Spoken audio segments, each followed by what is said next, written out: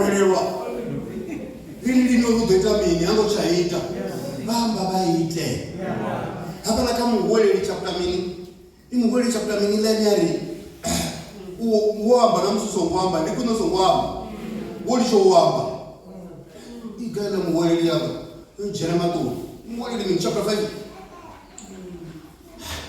ila muweleli ikaena matoya chamana chapter 5 Nidewa chapter 5 iya kuchkwamba wasaita ndikunosongwamba hallelujah zvinoboneka vakipe promise dzavaziyamba vasadzofiva zvipa aperi zvipa na haya mwana nganatomwara na pasai ndondirekera computer mwana wavantu vabhidhina rarasalari onopasa isiri computer akavamukudza anga uri ndondirekera zvienda negepera zvazvienda na computer mapromise andizvakuma ndizvipiwa munhu rakapanda nokugudisa mwana uzvipa na haya hallelujah aperi vari kugudisa mwana uri uzvipa asichivi upromisa wasaite nduzvipa hallelujah vamba chituka vaite kana vakokudza musadzi zvine vasadzi rokudza mapromisi vakanapedza sati ona chitinga mazvipi avana vakare afendendrekera roplane ndrekera richitimera chidikura chidokimagari number 2 keep secrets kama vena chidzumbe ikopedza ndimuranga panga dasina chidzumbe nojesu vapagerekera chichimira chikuza kuti vashanda una kereke sina mapungo una kereke sina mapungo una kereke ya watu wasafei una kereke ya watu wasachili sino mbona wakojana mapungo wa komiti ni hapa vachimira vachi wa Pashango ni ababa wobhariro nodhakereke ndingamtani yabona vana kubvisa kuti vachisanza veni sama daronu darorari ukokonda badi akazakereke nerikotokonderera nerikotokonderera zikokonda badi akaza kavati kuti sokipa chipiriba zvahamba zvive zvenepa ngori vahedheni vachitsofi ukokonda avachadhodha avatodhisi zvokonda avanokuti varange ndavonetana zvivi ande vakokodza pekune vakashavela honori vatandure taidzo vachiumbura kuti gerekeni vapfopfidzwa gerekeni ndizvihuru aringa vawini kosakonokipa zvipiro ela gereke yange ine mabuya ine mapungo manji ngamani Mara nga surprise timbini na lubini. Na shibibi. Oni abana ya ni zuhuru.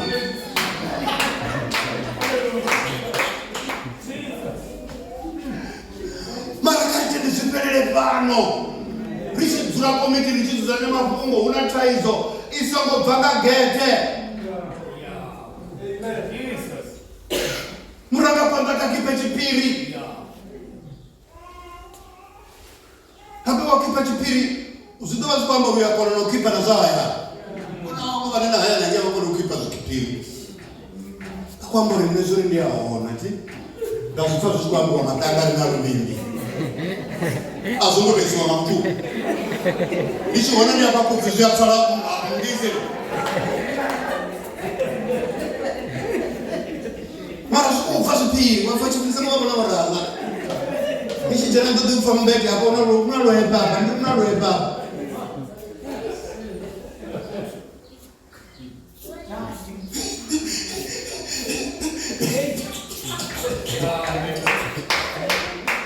Aba mzee baba budogi bachipiri. Basa mtenda urai wakana kadogi.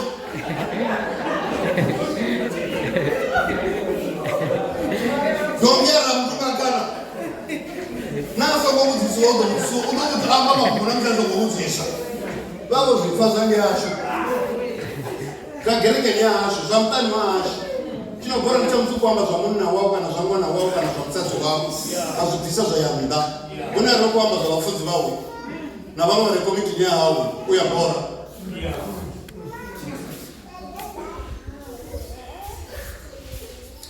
Abari ndiyambe ni defense. Muranga panga kasenele kule no bana zikolo dozinji. Avoid credits.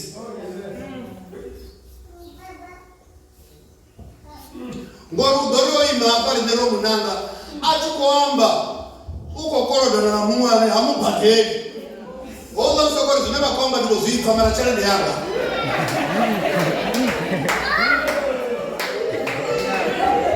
Ora dopa kama ndende utoma hopera na hopera. Mara bako hala na ngeno panda bako mahandi bado. Bako kota na zifesa mara chale de yanga pesa ni kuifa.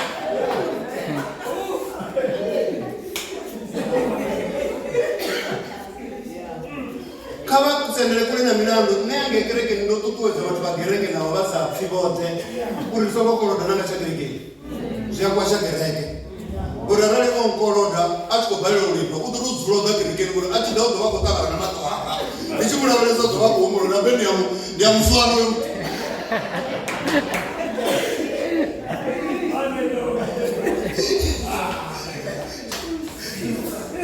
Isoko korodana kereke zia kwa sheya nendo zibona Ikani kushuma wafunzi wazidiba 37 years in the ministry ubashana bamufunzi bimwe 37 nikawa kujabugu yote yazoite ogai bagana botuwa kachimbeshi bijo baba batuwa mumoto koloda mumwa balo bale badiyo nechichando anakanda mlabi haleluya nikori kaba tuchere kule na mini na zifolo dozinji onegereke ni nikori hai Jesus muwe koloda na memu ana bring sene ko kereke haleluya achi kwamba wewe mapapa ndai munde wana mozo kwa mara na mayanga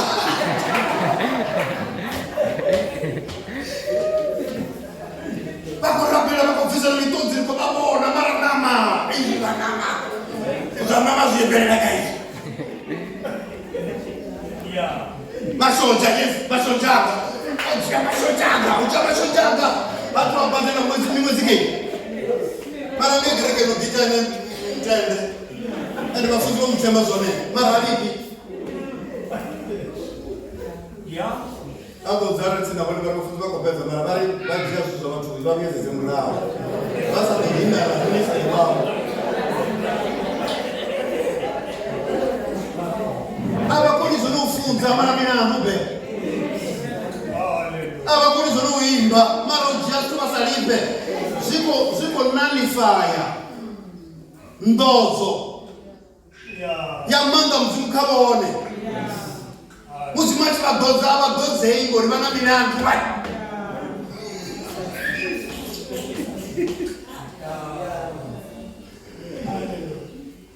Ama kukurani chapa ngorena chini. Vatopera chiite.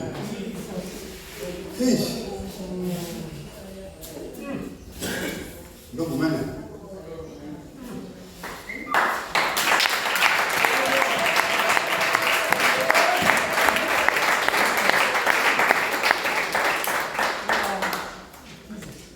The men of the house.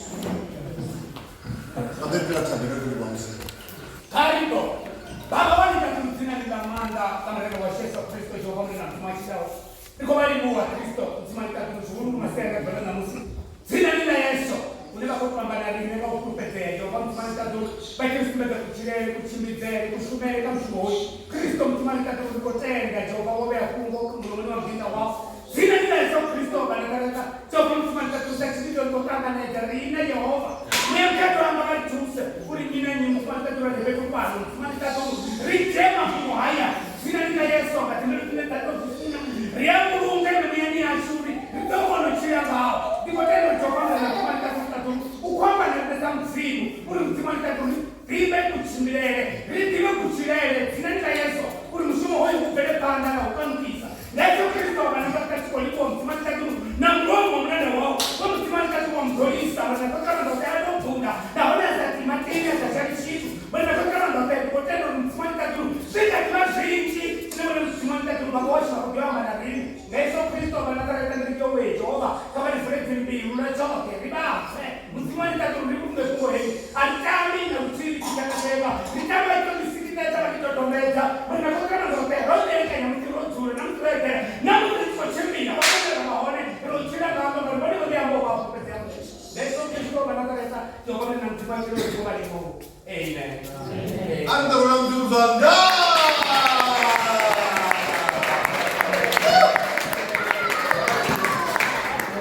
Kapa tinangotevera arona munhu rakapandasa kusvika hapa kama mufonera vari soko vanataenda una mapungu akuti ane ratwajia nenge yakafupedzisa zina rina Yesori mushuma wangaini navone vangaini nampwenya vakaone idotakuwa ikambozo rivachitakuwa uchitoti bombe vana kavatori kuvhurera mushumo ngatabhero vachitecheresa natabhero yavo rivatozvipa zori una muntu akapi